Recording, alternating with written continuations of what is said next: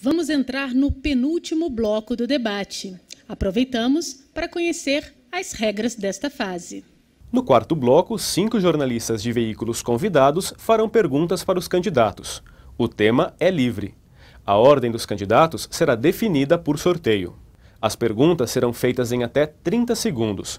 Os candidatos têm até 1 minuto e meio para responder. Os jornalistas terão 30 segundos para a réplica e os candidatos 1 minuto para a tréplica. Muito bem, agora eu vou sortear o primeiro candidato que vai ser perguntado por um dos nossos jornalistas convidados.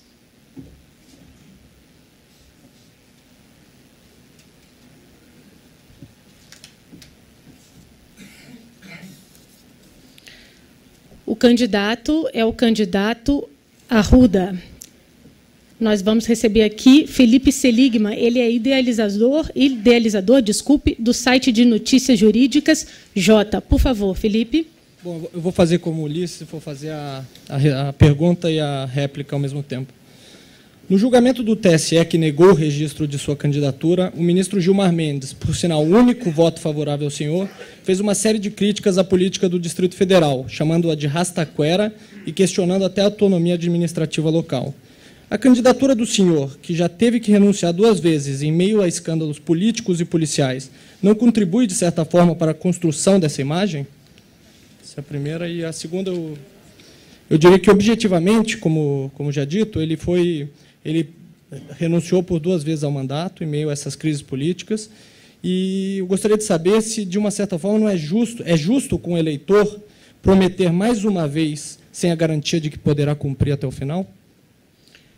Agora, infelizmente, Felipe, José Roberto Arruda não poderá responder a essa pergunta, a você, aos demais presentes, aos internautas que nos assistem e a todos os eleitores do DF.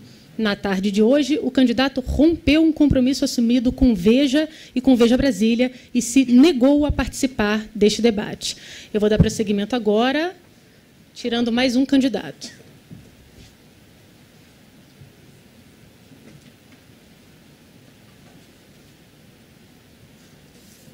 Agora, quem responde é o candidato Hollenberg, e quem faz a pergunta é Ana Maria Campos, editora do Caderno de Cidades do jornal Correio Brasiliense. Boa noite, candidato. Boa noite a todos. Candidato Hollenberg. No debate do Correio Brasiliense, o candidato Agnello Queiroz fez uma provocação ao dizer que o senhor entrou pela janela do Senado porque não fez concurso público e é servidor da casa. Ficou claro, para quem assistiu o debate, que o senhor se abateu muito com o assunto. A sua resposta foi de que, na ocasião, não havia necessidade de concurso público, o que é um fato. Mas toda contratação tem um critério. Na época, o senhor tinha 21 anos e, provavelmente, quase nenhuma experiência profissional. Apenas 3 anos depois, o senhor se formou em História pela Universidade de Brasília. A gente sabe que no Congresso, muitas vezes, as decisões são políticas, quase sempre. Eu pergunto, qual foi o critério da sua contratação? E pergunto se houve alguma ingerência política. Tempo para o senhor, 1 minuto e meio. Olha, Ana, eu, de fato, entrei no Senado não pela janela, entrei pela porta da frente, mas entrei em 1980 sem concurso público. Aliás, milhares de pessoas ingressaram também no serviço público dessa forma, até porque, naquele ano, não era uma obrigação legal o concurso público. E eu entrei, salvo engano, como agente administrativo, entrei numa função baixa, trabalhei bastante, e as pessoas que me conhecem sabem do meu desempenho no Senado Federal. Em 1988, a Constituição brasileira, representando um avanço da nossa democracia, aprovou o concurso público como critério para ingresso no serviço público. As sociedades avançam. Isso não me impede, hoje, como parlamentar ou como candidato a governador, de defender o concurso público como a melhor forma de ingresso no serviço público. É assim que nós faremos. Vamos valorizar os servidores de carreira, vamos realizar concursos públicos, vamos reduzir o número de cargos comissionados de livre provimento. E tive também a oportunidade de ser o relator no Congresso Nacional, e o autor do substitutivo, que cria a Lei Geral do Concurso Público, criando regras estáveis, dando tranquilidade e segurança jurídica àquelas pessoas que vão ingressar no serviço público através do concurso.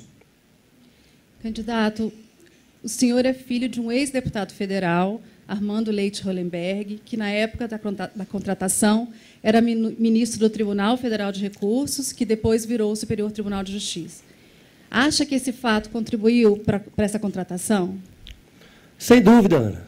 Sem dúvida, como para muita gente, naquela ocasião, existiam muitas ofertas de emprego público e não tinha concurso. O primeiro concurso do Senado foi acontecer em 1982, o que não me impede, hoje, 34 anos depois, de defender o concurso público. Aliás, como relator e autor do substitutivo, definir critérios como um edital mínimo de 90 dias entre a realização do edital e a realização da prova, ampliei o número de vagas para pessoas com deficiência, a obrigatoriedade de chamar todos os concursados aprovados antes da realização de um segundo concurso. Enfim, as sociedades evoluem, o que não me impede de defender o concurso público como a melhor forma de ingresso no serviço público. O país avançou e nós temos que continuar avançando. Muito obrigada, candidato. Muito obrigada, Ana Maria. Vamos ao próximo, então, sorteado.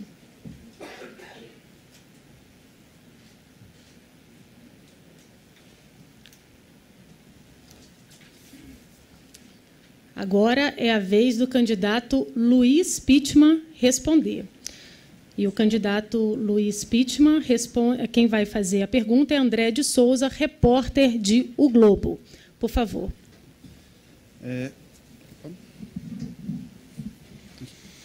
O senhor está há mais de 3 anos na Câmara, onde o trabalho de maior destaque foi o relatório da CPI do Cachoeira. A CPI teve 8 meses de trabalho, mas o relatório, com apenas 2 páginas, não responsabilizou ninguém e deixou de apontar culpados. O eleitor pode se dar por satisfeito com esse resultado? E o que ele pode esperar do combate à corrupção no seu governo? Veja só, o relatório da CPI do Cachoeira, nós fizemos o que entendemos naquele momento ser o mais correto. Tinha muitos senadores e muitos deputados que tinham o objetivo de que eles ficassem nos porões do Congresso. Nós pegamos o relatório completo, com todos os depoimentos, com todos os sigilos quebrados, e mandamos para o Ministério Público e para a Polícia Federal e para o Supremo Tribunal Federal. Isso permitiu, inclusive, que a quadrilha depois fosse completamente desbaratada e boa parte presa, ainda agora há 8, 9 meses atrás. Isso demonstra que aqueles fatos todos que estavam lá parados foram investigados e foram na profundidade. Agora, eu queria só ressaltar uma coisa sobre o concurso público da Ana Maria Campos, que diz que é de fato. Eu pesquisei na Constituição de 34, pesquisei na Constituição de 1946 e na de 1967. Lá já dizia que tinha que ter concurso público. O que me parece que aquele momento ali foi outra coisa completamente diferente, que eu não quero entrar no mérito agora. Tá? Mas eu vejo que dentro do Congresso, como presidente da Frente Parlamentar de Gestão Pública, como coordenador da bancada do Distrito Federal, autor de vários projetos, como Trabalhante para o Primeiro Emprego, como Mãe Crecheira, da mesma maneira, fazendo todas as atividades que nós fizemos lá, eu cumpri, sim, o meu papel, e não usei do serviço público em hipótese nenhuma. O senhor fala no seu discurso do combate à corrupção, mas o senhor também participou de 2 governos no passado em que o senhor costuma fazer críticas. Isso não pode confundir o eleitor? Hipótese nenhuma, até porque os 2 governos que eu participei, eu tenho orgulho de ter participado. Tá? Tenho orgulho por vários motivos. Presidente da Nova Cap é 2.500 funcionários que ajudaram a construir Brasília. Entrei lá em 5 de janeiro de 2009, saí no dia 12 de dezembro de 2009 e saí com a certeza absoluta que tinha cumprido o meu papel de ajudar a cidade, ajudar a tocar aquelas 2.000 obras. Nos primeiros 6 meses do governo Agnello, eu entrei da mesma maneira, com muita garra, muita vontade, e ele sabe disso.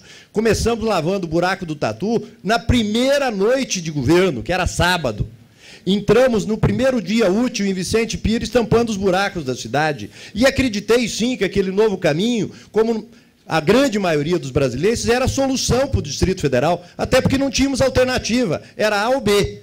E eu acreditei no A, que me parecia o mais correto. Agora, 6 meses depois, aí eu pedi para sair por não concordar e tenho consciência tranquila com relação a isso. Muito obrigada. Agora vamos ao 4º candidato que será perguntado.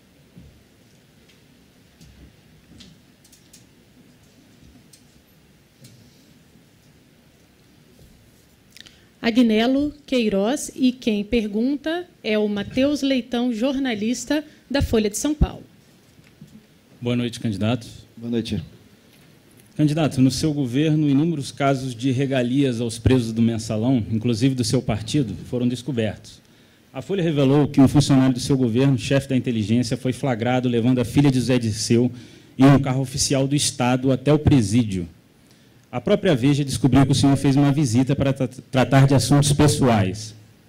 Pergunto, esse tipo de comportamento do senhor não revela um gestor permissivo com interesses de aliados? Como os eleitores terão a garantia de que isso não se repetirá em outros órgãos do governo? Matheus, se isso fosse verdade, se a sua afirmação fosse verdade, aí sim teria algum tipo de comprometimento. Entretanto, quero dizer para você que todo o comportamento que tive com relação a esse episódio, muito delicado, e toda vez que acompanhei, que visitei, eu sou o responsável pelo sistema prisional do Distrito Federal. Aqui estava sobre todo o foco e exposição absurda, inclusive podendo pôr em risco até a segurança do presídio, de muitos órgãos que, de forma inescrupulosa, publicava fotos de dentro, sem revelar autoria, podendo provocar, inclusive, insubordinação dentro do presídio. E o que eu fiz foi, publicamente, fui várias vezes, tinha, de fato, um detento que tinha risco de vida lá dentro, tanto é que foi retirado com ordem judicial por esse motivo. Então, não teve nenhum tipo de regalia. A pessoa, quando foi lá, foi o sistema prisional que levou, por motivos, inclusive, que foi divulgado amplamente na imprensa aqui, porque que estava levando, inclusive pelo motivo da doença, não tinha nem conhecimento disso, ter levado a filha de alguém lá dentro, portanto, não se confirma isso. Meu critério foi super rigoroso, foi sereno, faço visita constante nos presídios do Distrito Federal, tenho trabalho social dentro do presídio há anos, e, portanto, não comprometendo absolutamente nada esse período. Nesse caso da filha de Zé Dirceu, ainda tinha, inclusive, uma foto dela chegando no presídio, tá, governador? Sim. Em um parecer encaminhado ao STF, o Procurador-Geral da República, Rodrigo Janot, colocado no cargo pelo seu partido, afirmou que há indicativos bastante claros e sólido contexto de que os presos do Mensalão recebem regalias. Ele destacou visitas em dias e horários diferenciados, alimentação melhor, cobrando atitudes das autoridades para um tratamento isonômico dos presos. Pergunto, o Procurador-Geral está mentindo? Não, a minha preocupação o tempo inteiro foi investigar qualquer tipo de regalia. E não se confirmou nenhum tipo de regalia. E, portanto, todo o funcionamento foi absolutamente estável e regular. Tanto é que todo esse processo, sob todo o foco, saiu com absoluta regularidade, sem nenhum problema, que isso devia ser o fato mais relevante. As pessoas estão cumprindo suas obrigações com a justiça, estão nos presídios, não se confirmou regalia nenhuma, e eu espero que isso prossiga com essa tranquilidade, que é muito importante para o sistema prisional do Distrito Federal. Quero aproveitar esses 20 minutos para dizer que fico extremamente constrangido com essa resposta com relação ao que o Rodrigo colocou aqui, porque você entrar no serviço público, né, por influência política, como ele confessou aqui, é absolutamente constrangedor. Mostra que o discurso é completamente dissociado da prática, né? O discurso é moderno. Muito obrigada, e a prática é antiga. Muito obrigada. Agora, resta responder Toninho do PSOL, e quem faz a pergunta a ele é o Silvio Costa. Ok. Isso vai ser prontamente analisado, e, se houver o direito de resposta, a gente dará 1 minuto ao final do bloco, ok?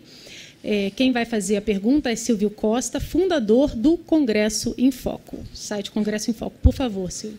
Pois não. Boa noite, obrigado pelo convite, boa noite aos candidatos. Candidato Toninho, nas eleições de 2010, 4 anos atrás, no segundo turno, o senhor assumiu uma posição de defesa, praticamente, do voto nulo, no momento em que amplas forças políticas de Brasília defendiam um posicionamento mais ou menos unitário, contrário à permanência do grupo político do governador Roriz no governo do Distrito Federal. Então, eu gostaria de perguntar ao senhor, até com base nas pesquisas eleitorais mais recentes, que demonstram uma provável redução do seu capital eleitoral, provavelmente o senhor terá menos votos, muito menos votos nestas eleições do que naquelas, eu perguntaria ao senhor se isso não seria uma decorrência de uma avaliação dos eleitores de que provavelmente faltam ao senhor capacidade para transigir, capacidade para negociar, qualidades que são vistas por muitas pessoas como atributos fundamentais de um governador. Muito obrigada. Tempo, candidato. Primeiro, eu gostaria de afirmar que eu acho que estarei no segundo turno dessas eleições. O que vem das ruas, a voz do povo, estão muito, eu vou dizer uma palavra chula aqui, mas estão de saco cheio com esses políticos aqui do Distrito Federal. A classe política está por baixo. É muito mal avaliada a Câmara Legislativa, seus integrantes, o governo Agnello, nossos representantes do Congresso Nacional. E a Arruda está em primeiro lugar nas pesquisas. Isso é um componente muito ruim da sociedade. Nós estamos precisando de políticos honestos, sérios, éticos. E eu vou continuar com essas bandeiras. Se o eleitor julgar que esse é o caminho, eu posso te dizer que estarei no segundo turno. Caso não esteja, o pessoal tem uma prática democrática, nós vamos reunir todas as nossas instâncias diretivas e avaliar o quadro. E se, porventura, lá estiver Arruda contra Agnello, Arruda contra Rodrigo, ou Arruda e Pittman, que eles são iguais, mas, de qualquer maneira, se tiver, nós vamos debater o que fazer nessa circunstância. E, por fim, falo das pesquisas. Uma pesquisa com amostragem de 750 votos para um público de 1.800.000 eleitores, para mim é furada. Tempo, candidato, por favor. Não.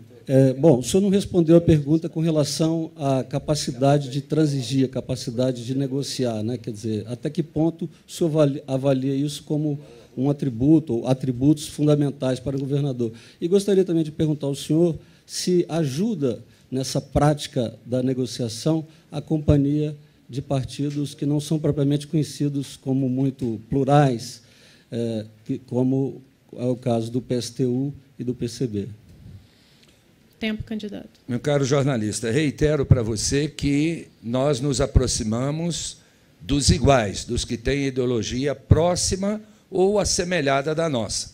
Eu jamais iria ter uma aliança com Pittman, que defende o Estado mínimo, que, aliás, mostrou, viu, Pittman, pelos números, você tinha uma empresa com 400 empregados, demitiu 360, só ficou com 40, lá você não aplicou os princípios que você defende aqui. Tá? E dizer assim, meu caro, em relação à questão de transigir, eu sou transigente, sou aberto ao diálogo, desde que não tenha dinheiro em cima da mesa, não tenha corrupção, nem tráfico de influência nesse tipo de acordo. Portanto, com ética, honestidade e transparência, eu converso com todo mundo. Agora, com um financiamento de campanha escuso, como esses que estão aí, de empreiteiras, de empresários, o que é que nós vamos fazer? Com esses eu não posso conversar. Muito obrigada. O pedido de direito de resposta do candidato Rodrigo Hollenberg foi negado, e agora o candidato Pittman também pediu direito de resposta por ter sido comparado ao Arruda, e o dele foi aceito. O senhor tem 1 minuto para falar. Muito bem.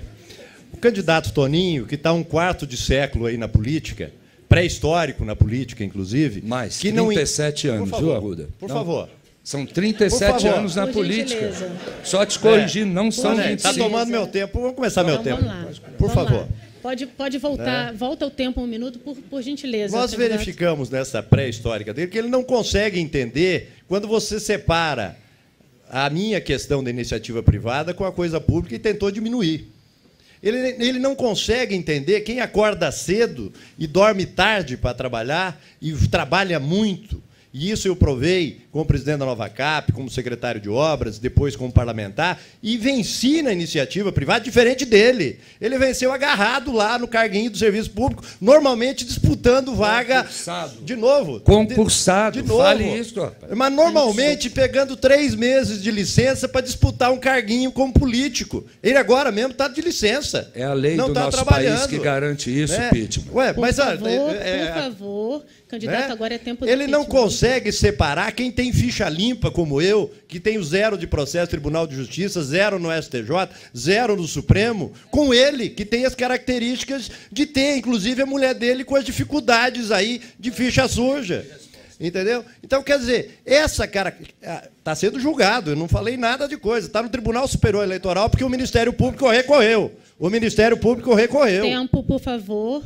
O pedido de direito de resposta, candidato Toninho, foi negado. Agora... Eu nem formulei. Então foi negado? Mas sim, mas o senhor fez um gesto com a cabeça para mim, pedindo um direito de resposta. Então, o senhor pediu. O senhor continua pedindo? Sem uma acusação fascista sobre minha esposa. Então, com licença de resposta. Então, o nosso jurista, por favor. Não. Foi indeferido.